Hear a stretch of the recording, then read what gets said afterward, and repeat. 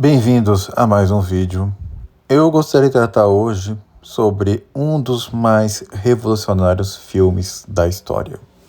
Ou melhor, uma das mais revolucionárias trilogias da história.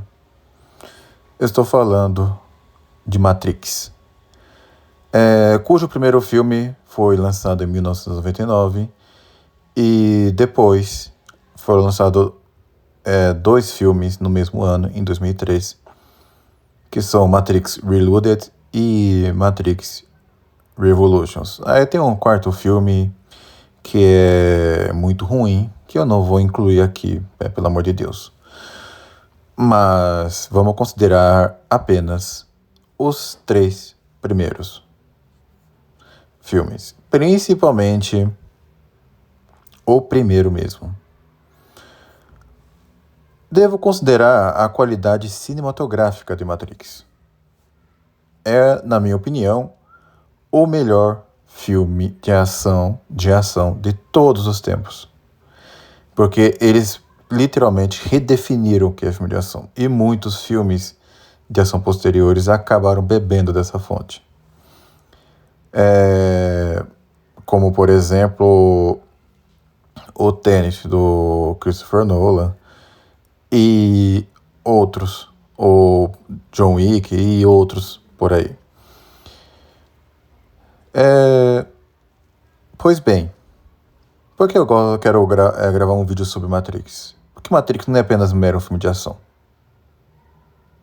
E, com certeza, é um dos melhores filmes de todos os tempos, no aspecto cinematográfico.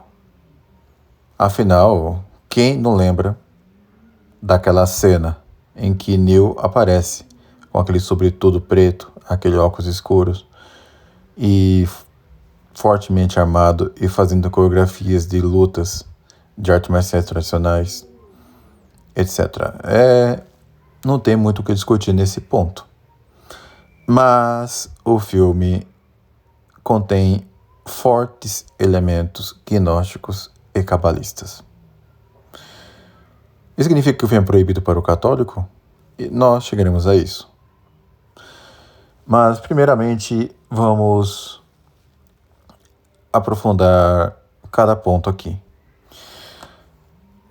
Primeiramente, temos que tratar da premissa de Matrix para entender quais são os elementos gnósticos e cabalistas desse filme.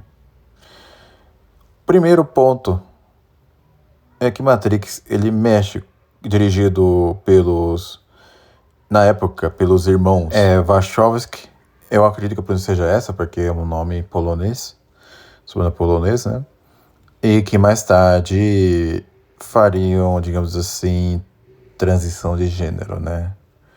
Sim, os dois viraram trans. Alguns anos depois de dirigirem essa obra-prima. E, curiosamente, essa transição de gêneros deles foi praticamente uma espécie de autossabotagem artística, visto que nunca mais conseguiram fazer, digamos assim, algo relevante para o cinema depois de Matrix. Mas vamos chegar lá, porque os nomes desses irmãos, que agora se dizem irmãs, voltará à tona quando tratar do revisionismo que eles fazem da própria premissa do filme. O filme Matrix sugere algo que a muitos intriga. Afinal, vivemos na realidade propriamente dita, ou numa ilusão, ou numa simulação? Como é esse mundo que nós vivemos? Eu lembro de um filósofo chinês, que agora me escapou o nome, acho que é Zeng, algo assim, que ele teria sonhado que era uma borboleta e lançou um paradoxo. Eu sou um homem que sonha que é uma borboleta, ou uma borboleta que sonha que é um homem? Claro que isso é algo falacioso e, digamos assim, é a conversa de doido, né? É evidente que o mundo que nós presenciamos é real. Caso contrário, não faria sentido nós exercemos nossa potência intelectiva, não faria sentido os conhecimentos que aprendemos a partir dos sentidos e coisas assim. E é evidente que todo o ente que a gente conhece, de que a gente abstrai a essência, são reais e que, se nós vivemos uma simulação, teremos que nos perguntar de onde veio esse simulador também. E não pode se regredir indefinidamente, e de um jeito ou de outro nós chegaremos ao ser de Deus, né? Mas, presumivelmente, claro, nós cremos que nós vivemos num mundo real, de fato. A não ser que tenha algum doido ouvindo esse vídeo e queira discordar. Mas vamos aos pontos. Qual é a premissa do filme? Bem, primeira coisa, o mundo que nós vivemos é uma ilusão. Nós temos aí digamos assim, um eco da caverna de Platão ao modo cibernético. Tá? E a pessoa que sai da caverna aí são esses agentes que nós estamos vendo, como o Neo, a Trinity, Morpheus e outros personagens. O filme também coloca aí o despertar da consciência como uma forma de libertação desse mundo do qual ele é escravo, desse mundo que diz ser uma simulação. E o grupo ao qual o Neo integra é uma, digamos assim, uma resistência contra o criador desse mundo que vivemos. Claro que o escolhido, o Messias, vai ser o Neo. E, digamos assim, e o Demiurgo vai ser o chamado arquiteto, que vai aparecer no segundo filme chamado Reloaded. O Neo, apesar de ser, digamos assim, a figura do Messias, a figura messiânica, ele não deixa de ser humano. Tanto é que no primeiro filme, o Morpheus, ele oferece uma escolha ao Neo. Se ele vai tomar a pílula azul, a Blue Pill, né, que muitos chamam, ou se ele vai tomar a vermelha, que é a Red Pill, em que ele vai acordar para a verdadeira realidade, por assim dizer, em que nós vivemos numa ilusão, que esse mundo é uma ilusão, na verdade, que chamo de Matrix. Então, nesse mundo, tudo é falso. Tudo. Inclusive as religiões. Isso é deixado implícito na conversa que Morpheus tem com o Neo antes do Neo tomar a pílula. É claro, para eles, a redenção não vem de Cristo, mas a redenção é de cada homem, é interior, e que nós que devemos agir para nos libertar da Matrix. E que o verdadeiro mundo está fora da Matrix e que eles chamam de Zion. E claro que o nome não é mera coincidência. Zion nada mais é que é Sião em inglês, a terra prometida. Aí vemos uma referência cabalística, tá? A libertação da matéria, o mundo real, para depois ir a Matrix, que é o mundo real para nós, para ir depois, para se libertar, para ir para Zion, né? Que está fora da Matrix. Então, nesse mundo, não há pecado original, apenas ignorância. A graça não existe. Tá? Nós nos salvamos pelo mero conhecimento. E não existe nenhuma obediência a Deus. Apenas uma espécie de rebelião, uma resistência contra o chamado arquiteto.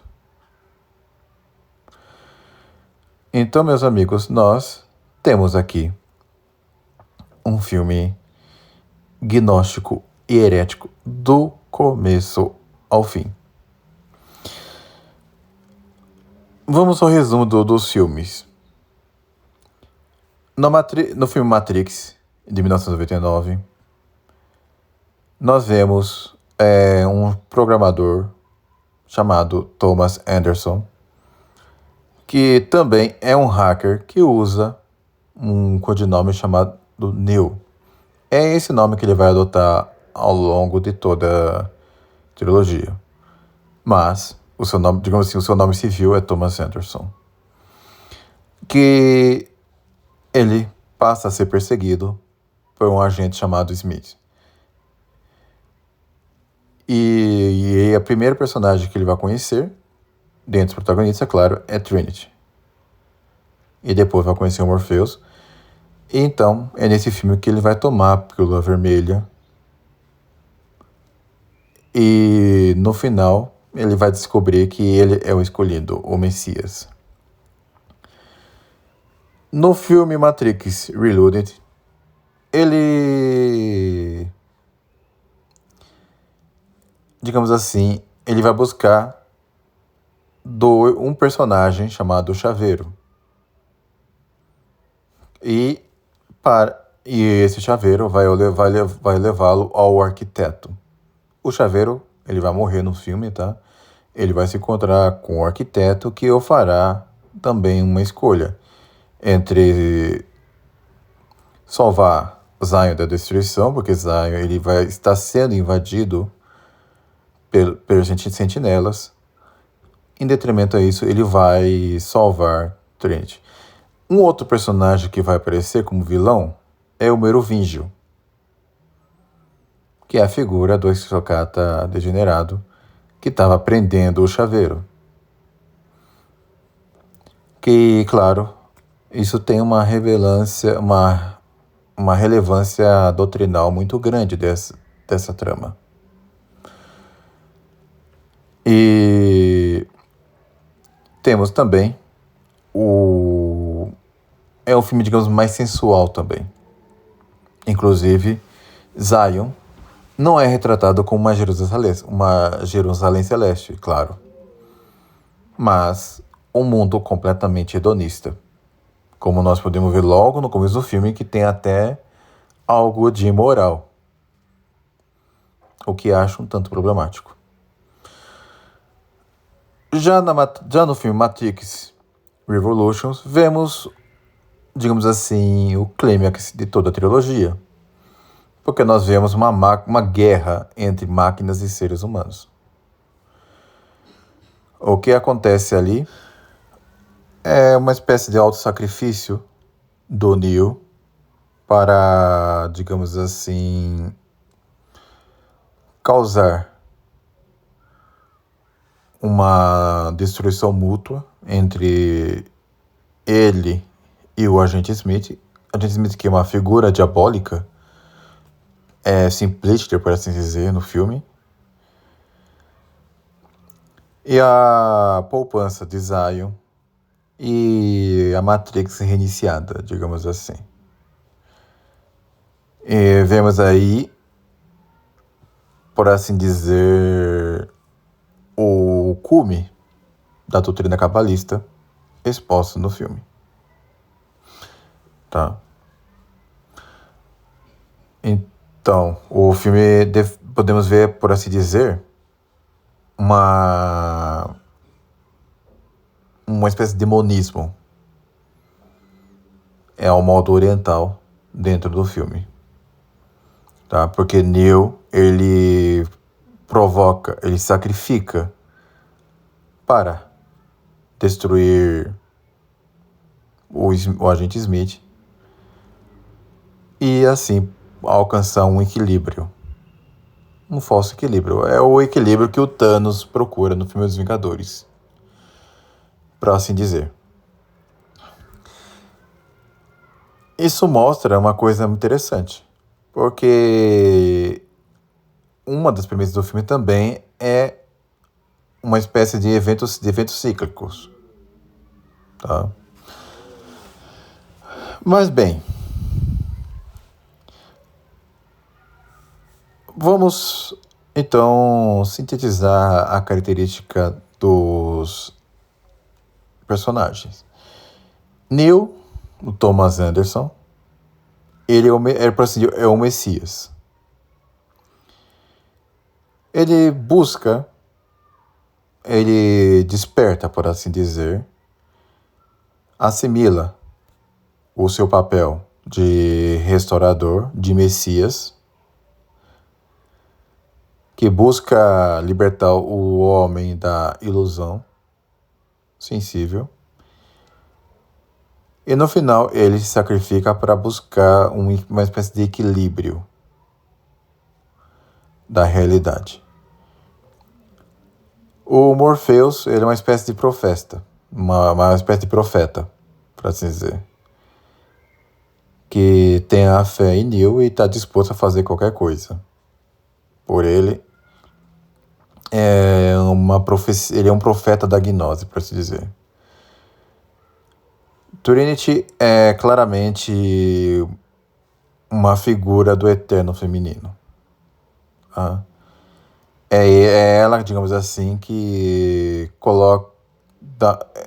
que promove uma espécie de gnose romântica e busca um equilíbrio com o Neo. Ainda tem o Oráculo, que aparece nos 2 primeiros filmes, pelo que eu me lembre, tá? Que se mostra, digamos assim, uma falsa profeta. É aquela pessoa que fala por enigmas, não fala de maneira clara. Ela não fala aos humildes, ela só fala aos escolhidos.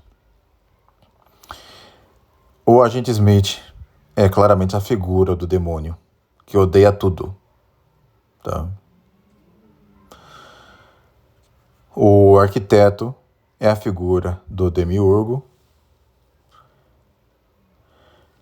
O Merovingio, ele é uma espécie de um servidor do agente Smith, que é o demônio.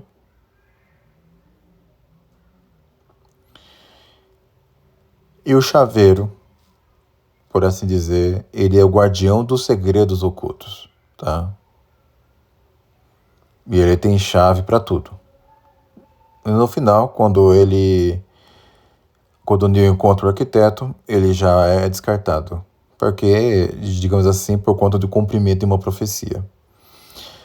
Ah, claro, eu esqueci do Cypher, que aparece no primeiro filme, coitado. Ele é a figura do Judas. Ele é o homem que se entrega para as ilusões para atrair a resistência, liderada por Neo. É incrível que tem uma cena que ele come um pedaço de carne. Ele reconhece que aquilo é uma ilusão, mas que está disposto a trocar, digamos assim, a gnose dele pelas delícias da Matrix, da ilusão. É uma espécie de Esaú invertido. Esaú, que vende a sua primogenitura, direito à primogenitura, para uma sopa de lentilhas. Assim também, o Cypher, ele vende o conhecimento salvador pela ilusão degustada num pedaço de bife. É claro que tudo isso vemos, digamos assim, tudo isso é falso, tá? Então, meus amigos, o filme em si, como eu digo, ele tem muitas qualidades cinematográficas, tá? A direção dos Wachowski, e eu me recuso a chamar de das Wachowski por causas claras, né? Foi primorosa, perfeita. A fotografia do filme, esse tom mais esverdeado, esse filtro mais esverdeado, essa paleta de cores, tudo está perfeitamente equilibrado. E combina muito bem com a proposta do filme. Esse tom mais verde, esse filtro mais verdeado, essa paleta de cores, serve justamente para deixar bem claro que o mundo real não é. Aliás, a Matrix não é o mundo real. O mundo real está fora da Matrix. E a Matrix é onde vivemos. Então, essa paleta de cores é para mostrar que tudo aí é falso. É como se tudo fosse códigos de computador.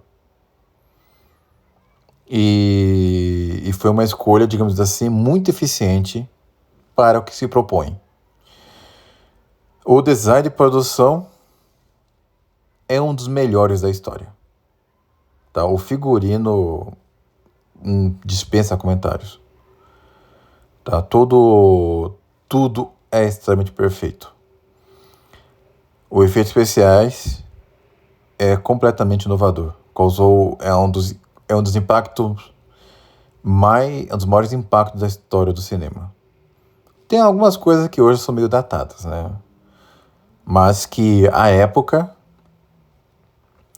foi uma revolução total.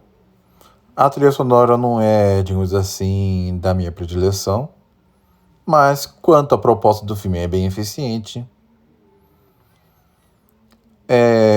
Keanu Reeves, digamos assim, é um ator muito limitado, bem limitado, digamos assim. Mas dentro desse filme ele atuou muito bem. Tá? Ainda tem o Lawrence Fishburne, que fez o Morpheus. Ele tem uma das melhores atuações. Tá? E tem o Hugo Weaving, que fez o Agente Smith. É o que faz o Elrond do Senhor dos Anéis. Que também cumpriu muito bem o seu papel. É digamos assim, realmente um dos melhores filmes da história, em termos de filme de ação. Aliás, é o melhor filme de ação da história. Mas, como dito, o filme, ele é 100% gnóstico. Como eu coloquei no meu vídeo em que eu defendo o Tolkien das acusações de gnóstico, eu fiz uma breve exposição do que é o gnosticismo. Eu recomendo que assista ao vídeo depois desse daqui. Basicamente, a doutrina gnóstica baseia-se numa espécie de dualismo radical em que existe a matéria que é má e existe o mundo espiritual que é bom, e que o homem, por conhecimento, ele busca a salvação, e a salvação é a libertação da matéria, que foi criada pelo Demiurgo, que é o Deus mau. E tudo isso aqui está dentro da Matrix, do filme Matrix, tá? Tudo isso está dentro do filme Matrix. Então vemos o seguinte: Matrix é o mundo falso, é o mundo real, é a ilusão da matéria, é uma prisão em que todas as almas estão ali aprisionadas e que precisam de um conhecimento para sair dali. E assim chegar até Zion, que é o mundo real para eles. Tá? E o Neo é uma espécie de salvador gnóstico. Ele é o escolhido. Enquanto que o arquiteto é o Demiurgo, que criou Zion. Que criou a Matrix. Foi ele então é ele o grande vilão da história. Zion, claro, é o céu. E, curiosamente, é um lugar sujo, feio, tribal e bem carnal. Tá? E vemos também que o mundo, a Matrix é criada por programações, por emanações, digamos que emanações cibernéticas.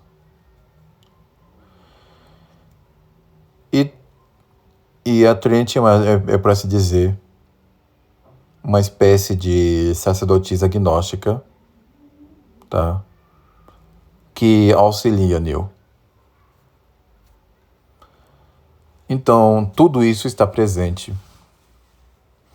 em Matrix. Agora tem um outro ponto interessante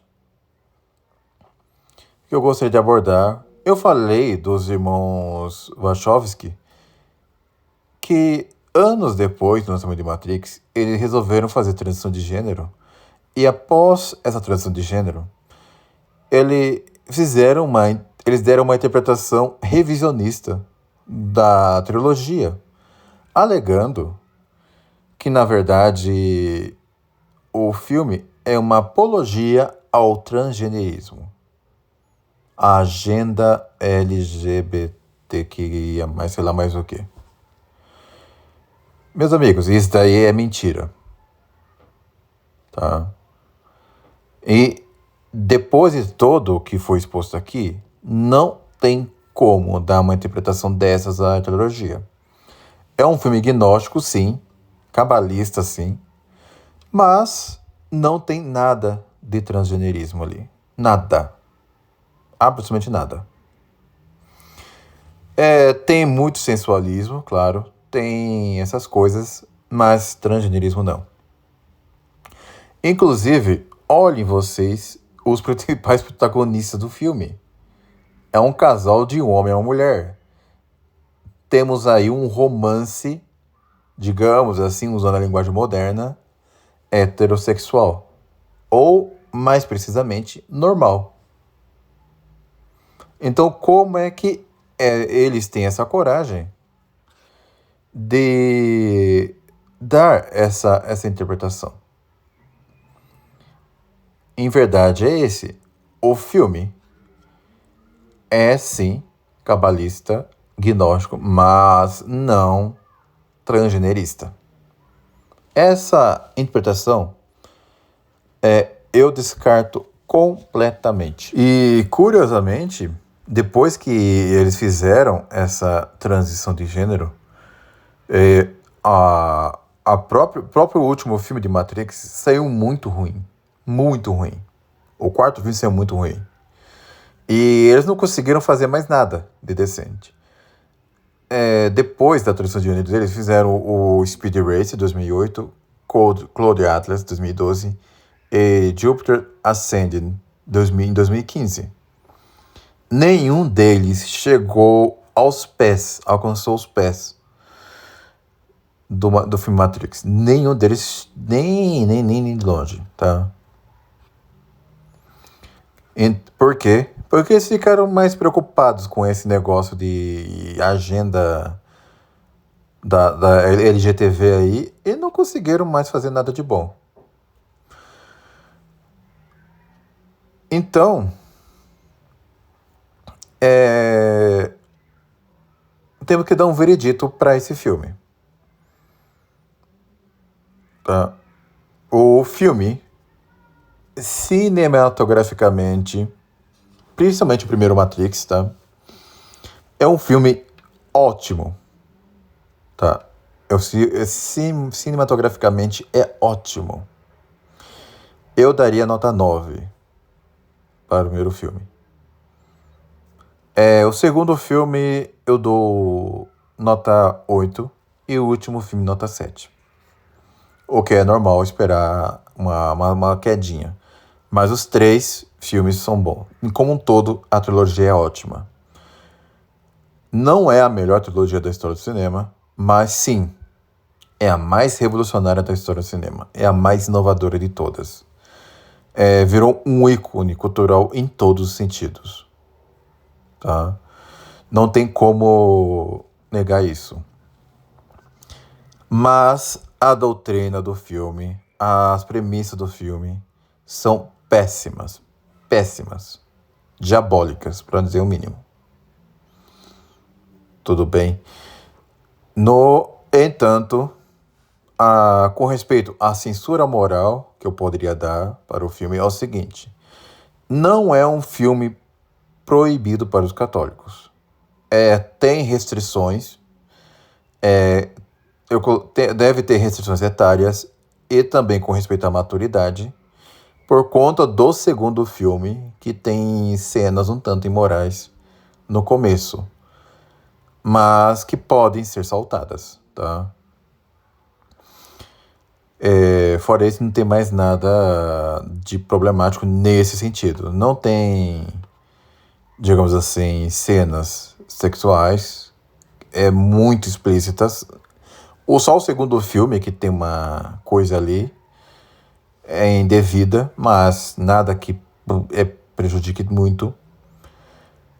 Só que para o não católico, para quem não é católico, o filme é perigosíssimo. E fica a pergunta se o filme propõe reflexões que seriam acidentalmente boas. Eu diria que tem sim alguma coisa nesse sentido. Porque, por exemplo, o filme nos leva à reflexão se nós não estamos sendo controlados. Não por um demiurgo, tá? Ou por agentes Smith por aí. Não nesse sentido, mas no sentido de um poder temporal, digamos assim, onipresente, que queira controlar cada aspecto da nossa vida. É o que nós estamos vendo hoje em dia. Afinal, vocês não pagam impostos em tudo, vocês não sentem a sua liberdade restringida, as liberdades legítimas restringida em vários âmbitos da nossa vida. Vocês não veem que a nossa moeda não vale nada. Vocês não veem a imposição de agendas perversas, dos quais, se a gente discordar publicamente, pode nos levar a sanções. E vocês não veem pessoas com um intelecto praticamente cauterizado por conta dessas mesmas coisas, por conta daquilo que é ensinado na educação pública e pela mídia e outras coisas mais.